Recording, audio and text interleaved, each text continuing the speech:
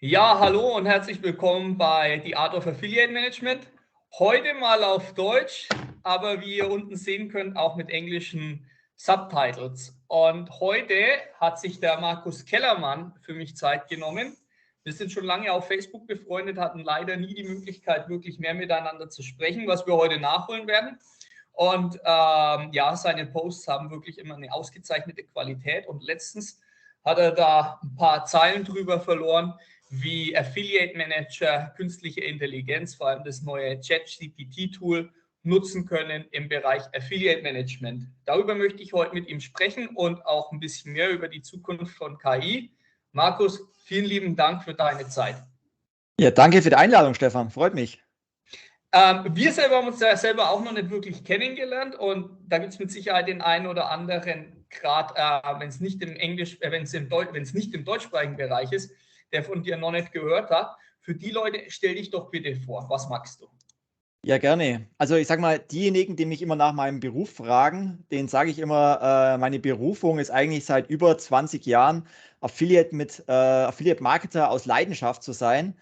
Aber mein eigentlicher Job ist eigentlich Geschäftsführer einer 90-köpfigen Performance-Marketing-Agentur zu sein. Das heißt, wir betreuen Kunden im Bereich Suchmaschinenoptimierung, Paid Media, Content Marketing, aber natürlich auch Affiliate Marketing. Das sind zum Beispiel Kunden wie S. Oliver, wie Yellowstrom, wie Ab in den Urlaub, wie NKD, DA Direkt, Schöffel und viele weitere Brands. Dann betreiben wir noch mit affiliateblog.de eines der größten Portale zum Thema Affiliate Marketing in Deutschland.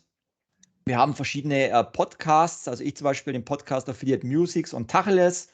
Meine Kollegen haben noch den Podcast Affiliate Talks. Dort geht es immer um das Thema Affiliate Marketing. Vielleicht hat der ein oder andere schon mal ein Buch von mir gelesen, Affiliate Marketing Insights. Gibt es mittlerweile 2 Teile.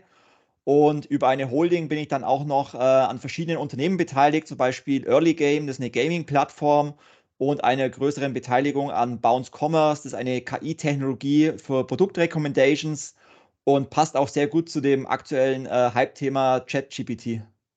Also wir werden diese ganzen Projekte, die für dich wirklich eine sehr hohe Relevanz haben, auch unten verlinken, dass die Leute da weiterhin Follow-up machen können, wenn da was Interessantes dabei ist. Das ist natürlich auch sehr schön, weil du einen Bereich abdeckst, der nicht so typisch ist für meine üblichen Gesprächspartner. Also wir sind da eher im Casino, im Dating-Bereich und so weiter. Also jemand, der wirklich große Brands betreut, ist auch nochmal ein bisschen eine andere Herangehensweise. Du hast selber gerade ChatGPT, aber auch in deinen Posts erwähnt. Und darauf bezieht sich auch die erste Frage. In deinem Post hast du dieses Tool angesprochen als Werkzeug, um Affiliates zu finden. Eine Herangehensweise, an die ich bisher gar nicht so gedacht habe, obwohl das ja eigentlich auch mein Brot und Butter ist. Wie nutzt ihr dieses Tool und wie schlägt sich das im Vergleich zu ja, mehr etablierten Tools wie KW Finder, Termlabs oder Searchmetrics? Ja, also du sprichst ja meinen LinkedIn-Post an, bei dem ich erwähnt habe, dass wir als Agentur für unsere Kunden auch sehr viel Affiliate-Akquise durchführen und da eben SEO-Tools nutzen aus unserer SEO-Abteilung, wie zum Beispiel den KW-Finder, den wir halt nutzen, um Partner nach relevanten Keywords zu finden, oder Termlabs, um nach relevanten Suchanfragen zu suchen, oder Searchmetrics, um auch nach relevanten Partnern zu suchen. Und alle diese Tools, die wir da nutzen aus dem SEO-Bereich, die basieren ja auf einem bestimmten Datenbestand, der gescraped wird, und auf dieser Basis werden dann Analysen gefahren. Und bei ChatGPT von OpenAI, was ja momentan in aller Munde ist, jeder berichtet gerade drüber über das Type-Thema, das ist ja was anderes. Also das ist ja eine KI-basierte Chatbot-Plattform, also ganz anders wie diese SEO-Tools. Und der Sinn von ChatGPT ist ja eigentlich, Entwicklern eine Plattform zu bieten, um damit zum Beispiel Chatbot-Anwendungen zu entwickeln für Webseiten, für Apps, für Messaging-Plattformen und ähnliches. Und das Ganze basiert ja auf einer menschlichen Sprache, mit der man sozusagen mit dem Chat interagieren kann, wie wenn es ein Mensch wäre. Und das fand ich sehr spannend. Das Thema ist ja relativ neu, gibt es ja erst seit November 2022. Und wir haben das einfach mal ein bisschen getestet und haben dann über ChatGPT einfach mal nach potenziellen neuen Affiliates gesucht, indem wir einfach eingegeben haben, suche mir 5 deutsche Blogs zum Thema Sneaker zum Beispiel. Und dann werden 5 Webseiten angezeigt, die eben als potenzielle Affiliates in Frage kommen. Das Problem ist allerdings momentan, dass ChatGPT eben mit Inhalten aus der Zeit bis 2021 nur trainiert ist. Das heißt, viele Ergebnisse, die momentan angezeigt werden, sind schon wieder zum Teil veraltet. Also die Webseiten gibt es zum Beispiel schon gar nicht mehr. Deswegen glaube ich, wird es relativ spannend, wenn dann mit GPT-4 soll im Frühjahr diesen Jahres der Fall sein, eben der Nachfolger kommt von GPT-3, der dann auch aktuelle Ergebnisse präsentiert. Und der CTO von Microsoft hat ja auch vor kurzem im Interview gesagt, dass aus seiner Sicht 2023 das spannendste KI-Jahr aller Zeiten werden sollte. Also da bin ich gespannt, was da noch alles auf uns zukommt. Da ist auf jeden Fall Musik drinnen. Und ist es dann momentan eigentlich eher noch so ein bisschen eine Spielerei, da die Ergebnisse ja nicht so aktuell sind? Oder habt ihr da wirklich auch dann schon Leute, potenzielle Affiliates gefunden, wo ihr sagt, okay, das haben wir jetzt über die traditionellen Möglichkeiten eher anders gesehen? Mhm. Also ich sage mal so, wir nutzen in der Agentur, nutzen wir ja schon viele Dinge, die auf KI basieren. Also wenn wir uns einfach mal zum Beispiel anschauen, Google Ads basiert ja mittlerweile das automatisierte Bid-Management-Tool, also Smart Bidding, basiert ja bereits auf Machine Learning. Das heißt, in der Kombination von Algorithmen, historischen Daten, Echtzeitinformationen werden ja schon die besten Gebote für SEA-Kampagnen zum Beispiel von Google festgelegt. Das basiert schon auf KI. Wenn wir uns den Bereich Affiliate Marketing anschauen, gibt es zum Beispiel viele Affiliates, die mittlerweile KI nutzen, um damit Werbung für ihre Advertiser zu machen. Also es gibt schon viele Bereiche, wo generell die KI im Einsatz ist. Das ist gar nicht so viel ChatGPT, aber generell KI. Aber ich denke, dass es zukünftig noch viele weitere Bereiche geben wird. Also Microsoft hat erst, glaube ich, diese Woche angekündigt, dass die planen, ChatGPT zum Beispiel auch in Word oder Excel einzubinden. Und damit könnte man halt viele Dinge zukünftig auch outsourcen oder automatisieren mit der KI, um damit einfach Zeit einzusparen oder Zeit für andere Dinge zu haben. Und gerade momentan in Zeiten vom Fachkräftemangel lassen sich halt durch solche Automatismen durch die KI viele Ressourcen einsparen, um halt, wie gesagt, Tätigkeiten zu automatisieren. Also es wird momentan schon in vielen Bereichen unterbewusst eingesetzt, aber es besteht noch ganz viele Möglichkeiten mit den Funktionen, auch mit ChatGPT, mit der API-Schnittstelle, in weiteren Tools das zukünftig noch mehr zu nutzen. Also ich denke mal, in deiner Agentur ist die Akzeptanz von KI schon sehr groß. Wie reagieren denn eure Kunden auf den Einsatz dieser Technologien? Also es ist ja immer das Diskussionsthema, braucht man überhaupt eine Agentur, braucht man überhaupt einen Mensch, wenn man eine KI auch dafür nutzen kann. Aber da sagen wir immer, die KI muss ja auch jemand benutzen, die Daten muss ja auch jemand interpretieren und es muss ja auch Mhm. jemand die definieren, wie valide sind denn Ergebnisse. Gerade wenn man eben weiß, dass zum Beispiel die Ergebnisse von ChatGPT erst auf Datenbasis von 2021 sind, dann sind halt viele Ergebnisse auch nicht mehr aktuell. Und deswegen wird es auch nie ohne den Menschen funktionieren. Dennoch ist es so, dass zum Beispiel viele Affiliate-Netzwerke Machine Learning oder künstliche Intelligenz auch schon sehr lange nutzen. Also zum Beispiel Partnerize oder Impact sind zwei große Affiliate-Technologien, die zum Beispiel schon Predictive Analytics machen mit KI. Das heißt, Vorhersagen treffen über Umsätze oder Werbeausgaben der Zukunft auf Basis von historischen Daten, was Advertisern oder unseren Kunden eben hilft, Budgets vorab besser einplanen zu können, weil sie eben wissen, an Valentinstag, an Ostern, an Weihnachten könnten über die Affiliate-Partner so und so viel Umsätze generiert werden, also müssen wir so und so viel Budget dafür einplanen. Oder zum Beispiel WebGains als internationales Netzwerk bietet zum Beispiel mit IBM Watson bereits die Möglichkeit, über die KI kognitive Werbemittel zu erstellen. Oder auch der ganze Bereich Fraud Protection. Da gibt es mittlerweile Anbieter wie zum Beispiel 24 Matrix, die mit Realtime User Analytics auf Basis von KI eben das Nutzerverhalten vorhersagen können, um damit zum Beispiel Betrug von Nutzern mit einer geringen Qualität identifizieren zu können. Aber auch der Bereich Affiliate-Akquise, da gibt es Anbieter wie Publisher Discovery, die zum Beispiel über die KI Advertiser Publisher-Vorschläge machen. und damit eben relevante Publisher-Inhalte identifizieren und dann mit dem Feedback der Advertiser, ob diese Publisher relevant sind, dann ihre KI weiter verbessern können, um noch relevantere Ergebnisse zu liefern. Und da gibt es auch eine Case Study auf der Website von Publisher Discovery, wo sie sagen, dass Affiliate Manager bis zu 5 Stunden pro Woche Zeit einsparen können durch die Nutzung von einer KI. Also es gibt da schon sehr viele Netzwerke, Technologien, die auch schon die KI nutzen, was man so vielleicht im Alltag gar nicht mitbekommt, weil das alles im Hintergrund letztendlich läuft. Ich meine, das sind ja schon wirklich unglaublich viele Sachen, die genutzt werden. Wo siehst du denn die Zukunft, gerade wenn es ums Affiliate-Management, um die Netzwerke, aber auch um Advertiser geht? Die Zukunft, was ist da in der Pipeline, das auf den nächsten 2, 3 Jahren realistisch ist? Mhm. Also wir erstellen ja als Agentur jedes Jahr den großen Affiliate Trend Report. Der neue für 2023 wird auch nächste Woche wieder veröffentlicht.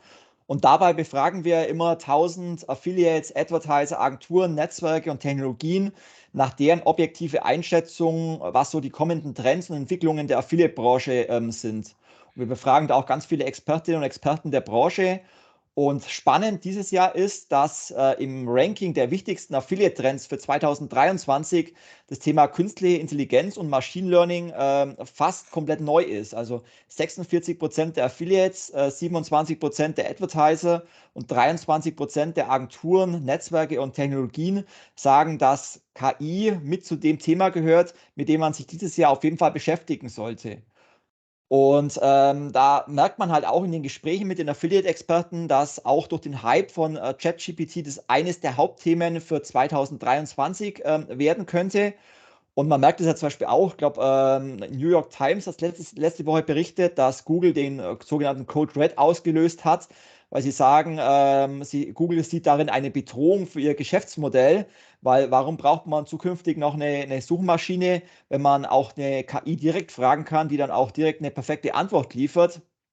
Also ich denke, für die Zukunft wird eben die Entwicklung von Tools, welche eben KI nutzen, noch rapide zunehmen. Also wir sehen es ja jetzt schon an den Ergebnissen, die eben ChatGPT ausgibt, wie menschlich diese Ergebnisse eben mittlerweile sind und dass die Antwort eigentlich von der Antwort eines echten Menschen fast gar nicht mehr unterscheidbar ist.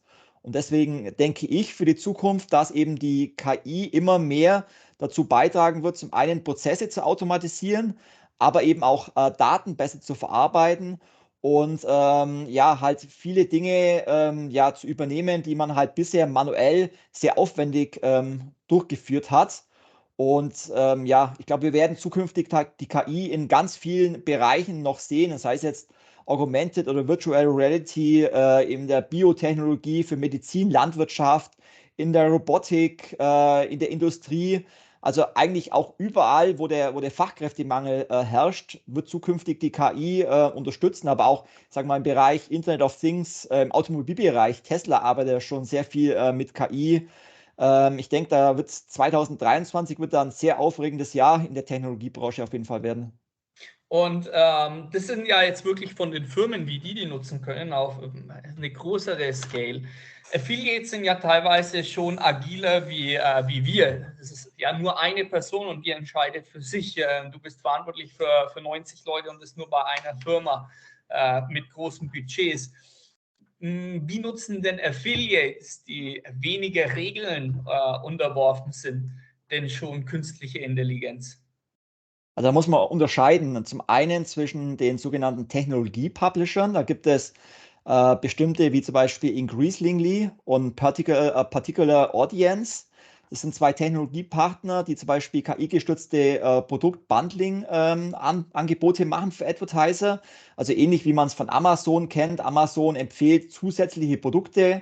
Das machen diese Technologie-Publishern eben auch auf Affiliate-Basis. Das heißt, ein Advertiser, der diese Technologie nutzt, bekommt eben Produktempfehlungen. Ähnliches machen wir zum Beispiel ja mit Bounce Commerce. Da ist es so, dass wir KI-basierte Produktempfehlungen ausspielen. Kann man sich so vorstellen, wenn ein Kunde zum Beispiel die Website von EMP besucht, um sich zum Beispiel ein AC/DC-T-Shirt zu suchen, dann allerdings die Seite wieder verlässt, dann analysiert eben die KI, was eben der Besucher gemacht hat, bevor er die Seite wieder verlassen hat und spielt dann auf der Follow-up-Seite eben weitere AC/DC-Produkte aus als Empfehlung. Und das Ganze basiert eben auf Texterkennung oder Bilderkennung, wo eben geschaut wird, gibt es im EMP-Shop ähnliche Produkte mit ähnlichen Bildkomponenten oder Textkomponenten und spielt dann eben Produktempfehlungen aus. Also das sind Publisher, die eben mit der Technologie KI arbeiten. Aber dann gibt es sicherlich auch, sagen wir mal, im Content-Bereich Publisher, die eben die KI nutzen, zum Beispiel für Content Creation. Also um sich einfach redaktionelle Inhalte erstellen zu lassen von der KI oder das Ganze zum Beispiel zu nutzen, um ihre SEO-Aktivitäten zu verbessern. Also da gibt es sicherlich unterschiedliche Bereiche, wo die KI bereits genutzt wird, aber wo sie zukünftig auch unterstützend helfen kann. Denkst du, dass da vielleicht in Zukunft sowas wie ein Penalty oder sowas passieren wird, wenn Google oder was auch immer dann die ausschlaggebende Suchmaschine ist, das spitz kriegt? Und ich habe auch schon einen Artikel gelesen von so einem Typen, der da ein Tool entwickelt hat, um das zu erkennen, ob es Artificial Intelligence ist oder nicht. Wie denkst du, wenn die Suchmaschinen darauf reagieren? Oder reagieren vielleicht sogar schon? Ja, ist eine gute Frage. Also ich denke, dass die KI von Google, die ja 5 Jahre schon länger vorhanden ist, wie OpenAI, aus meiner Sicht wesentlich besser ist als ChatGPT, auch wenn es Google noch nicht so richtig ausgespielt hat momentan, weil es eben ja auch ihr Geschäftsmodell beeinflussen würde. Aber ich könnte mir auch vorstellen, dass die KI von Google sowas erkennen könnte. Aber ob es dann zu Abstrafungen kommt oder wie auch immer, tue ich mich momentan schwer, das zu beurteilen. Also für mich erscheinen die Antworten bei ChatGPT immer relativ gut, menschlich nachvollziehbar. Ich merke, da ist kein Unterschied, ob mir da jetzt ein Mensch antwortet oder eine Maschine, was ja schon mal ein guter Indikator ist, wie gut letztendlich die KI arbeitet. Wenn man sich vorstellt, dass Google da noch 5 Jahre weiter ist in der Entwicklung, kann man sich vorstellen, wie gut die KI von Google arbeitet. Also da bin ich gespannt, wie Google damit umgeht, wenn Affiliates letztendlich über eine KI ihren Content erstellen lassen. Aber es ist ja nicht nur der Content, der vielleicht abgestraft wird, sondern man kann ja letztendlich die KI auch einfach als Unterstützung im SEO-Bereich sehen. Also es gibt da ganz viele Bereiche, wo man sich zum Beispiel über eine KI Keywords generieren lassen kann, die relevant sind, vielleicht auch im Vergleich zum Wettbewerb. Oder dass man automatisiert Konkurrenzanalysen fahren kann. Also da gibt es ja, oder dass man sich auch automatisch eine SEO-Strategie entwickeln lassen kann. Also unabhängig von der Content Creation kann man die KI ja auch für viele unterstützende Dinge nutzen. Gibt es denn vielleicht sogar schon Affiliates, also es würde mich nicht überraschen, wenn es da schon ein paar Experimente gibt, aber Affiliates, die sich wirklich schon darauf spezialisieren, ihre SEO-Texte, auch wenn sie manuell arbeiten und keine AI dafür nutzen, aber diese Texte optimieren für ChatGPT. Also die schreiben das vielleicht ein bisschen anders. Kann ich mir vorstellen, also mir ist es keiner direkt bekannt, aber würde definitiv Sinn machen. Also wie gesagt, es geht ja letztendlich immer darum, in Zeiten des Fachkräftemangels Ressourcen einzusparen, Dinge zu automatisieren. Und wenn da die KI unterstützen kann, Dinge gut durchzuführen, zu unterstützen, dann macht das sowas definitiv Sinn. Okay. Eine andere Frage, die jetzt wirklich sehr auf die Businessmodelle abzielt. Du hast ja erwähnt, Google ist da ja eigentlich sogar schon einen Schritt weiter, hat jetzt trotzdem da irgendwie Panik im Haus. ChatGPT, ich möchte nicht sagen, gehört zu Microsoft, aber Microsoft hat ja da irgendwie schwer investiert. Und die denken ja auch drüber nach, das Ganze wirklich in Bing, wo irgendwie für 2% der Suchanfragen genutzt wird, zu integrieren. Denkst du, dass Google da ein Risiko hat auf die nächsten, ich weiß nicht, 5 Jahre oder so, diesen Nimbus als die Suchmaschinen Nummer 1 zu verlieren an Bing oder vielleicht an sogar einen komplett neuen Player? Mhm. Genau, also zum einen hast du es ja gerade schon erwähnt, Microsoft hat momentan eine strategische Investition in Höhe, glaube ich, von 1 Milliarde US-Dollar in Ja, OpenAI. 1 Milliarde. Genau, zudem ist es so, dass Microsoft ja auch seine Cloud-Plattform Azure sozusagen als exklusive Cloud-Plattform für OpenAI zur Verfügung stellt. Und vorhin habe ich noch gelesen, dass Microsoft sogar plant, weitere 10 Milliarden zu investieren, worüber ihnen dann sogar 49% an OpenAI gehören würde. Ich glaube, die Bewertung würde dann bei 29 Milliarden US-Dollar liegen. Also da passiert momentan recht viel. Die Frage ist allerdings, die du damit meinst, ist auch, ob denn zukünftig letztendlich sich die Suchmuster im Alltag der Nutzer verschieben. Also weg von der suchwortgeprägten Eingabe bei Google, ich suche nach einem Keyword oder stelle eine Frage bei Google, hin zu Chatfragen, also welche mir direkt fertige Antworten liefern. Und die Frage, warum Google momentan sowas eben nicht nutzt wie ChatGPT, also direkt die Antwort zu liefern, liegt ja unter anderem darin, dass Google ja von seinem Werbemodell lebt. Das heißt, nicht direkt ein Ergebnis auszuspielen, sondern immer eine Liste von Ergebnissen auszuspielen, inklusive Werbeanzeigen. Das wäre nicht mehr möglich, wenn sie direkt das Ergebnis oder nur noch ein Ergebnis liefern. Und die Frage ist ja auch, wie ist denn zukünftig ein Vermarktungsmodell von ChatGPT? Wie könnte sowas ausschauen, wenn eben ChatGPT nur ein Ergebnis liefert? Wie können die damit Geld verdienen, auch wenn sie momentan zum Beispiel über ihre API Geld verdienen? Aber warum Google es momentan meines Erachtens noch nicht so im Einsatz hat, zumindest nicht in der Chatform, liegt ja vor allem an ihrem Werbemodell. Aber wie gesagt, es ist, glaube ich, noch zu früh, da eine Prognose irgendwie zu wagen, wie das zukünftig ausschauen könnte. Ich glaube, wie gesagt, die künstliche Intelligenz von Google, die heißt ja Lambda, die ist meines Erachtens ChatGPT um Jahre überlegen. Es gibt ja, ich glaube, einen Entwickler von Google, so ein Whistleblower, hat ja vor kurzem auch so einen Artikel veröffentlicht, dann auch gleich wieder weg war, der gesagt hat, dass die KI von Google sogar ein eigenes Bewusstsein entwickelt hat. Also es muss sehr, sehr erschreckend und sehr weit schon sein, die KI von Google. Von dem her könnte 2023 da tatsächlich ein sehr spannendes Jahr werden und vielleicht tatsächlich mal zu einem Zweikampf zwischen ChatGPT von Microsoft und Lambda bei Google führen. Es könnte allen nur helfen, das Monopol von Google vielleicht ein bisschen umzustürzen. Also meines Erachtens kann es nicht schaden, wenn es da noch einen weiteren Player neben Google gibt. So, okay, das läuft noch, weil jetzt kommt hier gerade eine Nachricht. Sie haben noch 5 Minuten in der Besprechung. Siehst du das Nur der auch? Termin. Okay, sehr schön, weil wir sind hier noch nicht fertig. Das ist eigentlich ein wirklich hochinteressantes Thema und das hätte mir jetzt gar nicht geschmeckt, wenn wir da abgeschaltet werden. Ich wollte auch Vielleicht war es ja auch die KI, die jetzt langsam das war Angst die bekommt, KI, dass wir ja, uns das zu ist viel Lambda. Details ausplappern. Das ist Lambda mit seinem eigenen Bewusstsein. Ja. Lass uns da jetzt wirklich auch über die Gefahren sprechen. Jeder kennt die Filme wie Terminator und Matrix, wo die Roboter auf einmal die Welt übernehmen. Wo siehst du denn die Gefahren von der künstlichen Intelligenz im Allgemeinen? Aber wir sind ja hier im Affiliate-Marketing-Bereich und nicht irgendwie im Philosophie-Blog. Natürlich auch im Speziellen in unserem Sektor. Wo siehst du die Gefahren? Ja, ich glaube, man muss da tatsächlich ein bisschen in den Philosophiesektor mit reingehen, weil ich glaube schon, dass es irgendeine Art von Institution oder Regulierungsbehörde geben sollte, die solche Technologien wie ChatGPT irgendwie im Blick behalten oder vielleicht sogar regulieren, um da vielleicht auch irgendwie ethisch das Ganze gestalten zu können, weil wer überprüft denn letztendlich, ob die Antworten, die ich bekomme als Nutzer, auch wirklich korrekt sind?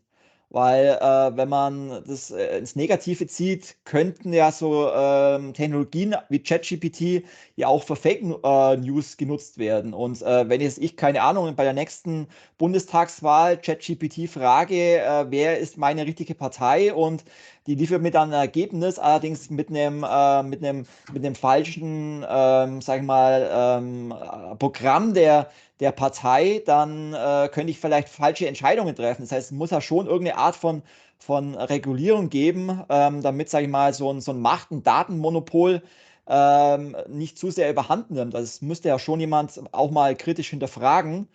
Und das zweite Problem ist, was wir generell auch haben mit solchen Technologien, ist, dass, sag ich mal, eine KI-Technologie wie ChatGPT auch ein Vielfaches einer Suchanfrage, zum Beispiel bei Google, an Serverbetriebskosten kostet. Und momentan sind wir eigentlich in Zeiten von Klimaschutz und Nachhaltigkeit. Und das ist natürlich die Frage, wie dann solche neuen Technologien, wo man ja eigentlich die Klimabilanz reduzieren möchte, wie das dann im Einklang ist, wenn durch solche neuen Technologien die Serverkosten oder Serverkapazitäten nochmal enorm steigen. Und ja, dann natürlich viele andere Dinge wie, was ist denn eigentlich das Erlösmodell von ChatGPT? Kann das zum Beispiel beeinflusst werden von irgendwelchen negativen Kräften, Parteien, wie auch immer? Wer finanziert sowas eigentlich? Welchen Nutzen hat er davon? Und da muss man natürlich auch den Aspekt Datenschutz sehen, was auch sehr vielseitig ist. Also ChatGPT ist eine amerikanische Lösung und man muss ja zur Nutzung auch persönliche Daten eingeben, wie die E-Mail-Adresse oder die Telefonnummer. Und dann ist natürlich auch die Frage, was passiert denn mit persönlichen Suchanfragen, die ich stelle? Werden die irgendwo gespeichert? Kann man da irgendwie Rückschlüsse auf persönliche Dinge führen? Also es gibt da schon viele Dinge, die man hinterfragen sollte. Siehst du auch eine Gefahr für unseren Job, dass vielleicht eine künstliche Intelligenz in Zukunft den Job eines Affiliate Managers oder eines Programms oder irgend sowas in der Art überflüssig macht?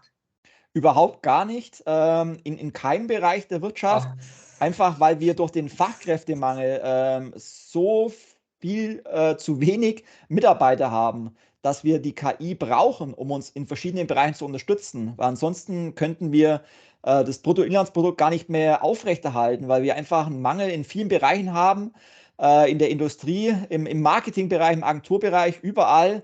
Natürlich kann die KI im Bereich Pflege und so weiter ist wahrscheinlich nicht so helfen, wobei es da sicherlich auch Möglichkeiten gibt, mit Robotern und so weiter zu unterstützen, die dann auch die KI nutzen.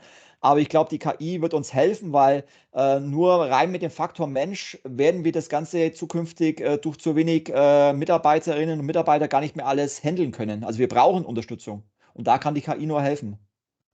okay, also du bist ja im Grunde genommen sehr, sehr positiv gestimmt, wenn es darum geht, mal abgesehen davon, dass schon eine Art Regulierung stattfinden muss. Jetzt habe ich noch eine Frage, die mir gekommen ist während dieses Interviews, und das ist bezüglich dieser kognitiven Werbung von Watson. Die Erstellung von Banner, Landingpages, Advertorials und so, ist ja immer ein hochkomplexes Thema und auch in den meisten Firmen eine Herausforderung. Und was macht denn diese kognitive Werbeerstellung von Watson und wie können das vielleicht andere Programme und Netzwerke nutzen?